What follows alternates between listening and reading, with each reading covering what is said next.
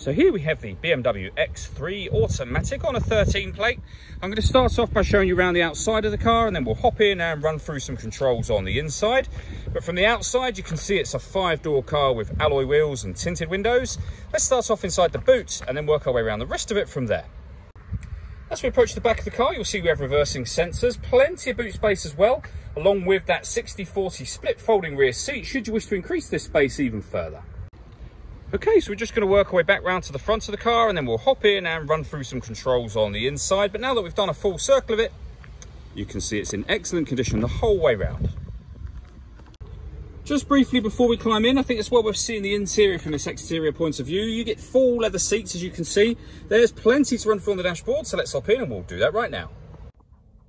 Okay, now that we're inside the car, we're going to start with the dials. On the left-hand side, we have the fuel gauge, followed by the speedometer, then the rev counter and the coolant temperature gauges.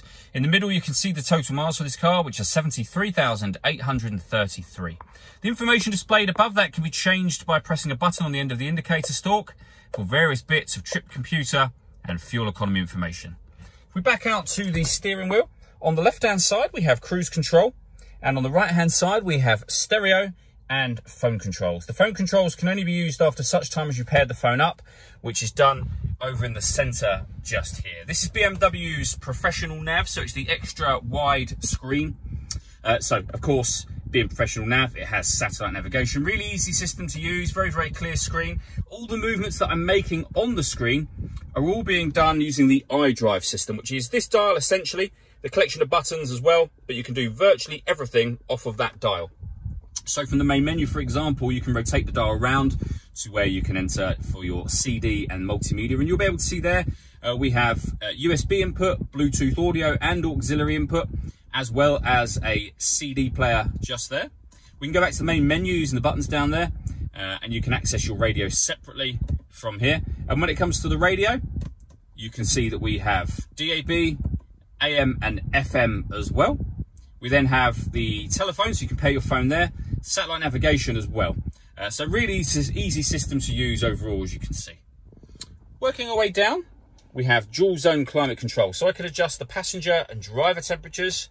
I can increase and decrease the fan speed. When you're happy with those settings, you can determine where you'd like the air to be diverted once it enters the car. This button turns the air conditioning off in this case, or back on again. Or you can hit auto. In doing so, the car will now maintain those temperatures by taking full control of the fan speed and the direction of the air itself. You can put it back to whatever setting you want by pressing auto again. You'll go back to the setting you had it on previously.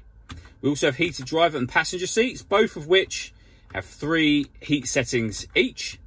Below that, we have the CD player and the main volume for the stereo. We have 2 cup holders and a 12-volt charging socket. And then the gear lever for the fully automatic gearbox. Next to that, you can turn off the traction control. You can put the car in sport mode or eco pro mode. So if I press that button, for example, and show you up on the screen, we're now in sport. We can go back down to comfort, which is your everyday driving, and then eco pro at the bottom. And then we have an electronic handbrake with auto hold function just there.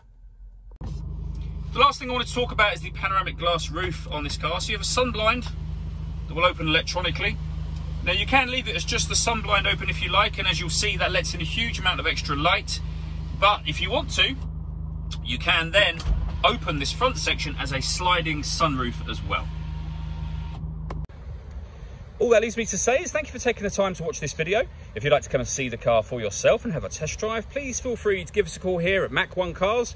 We'd love to hear from you soon.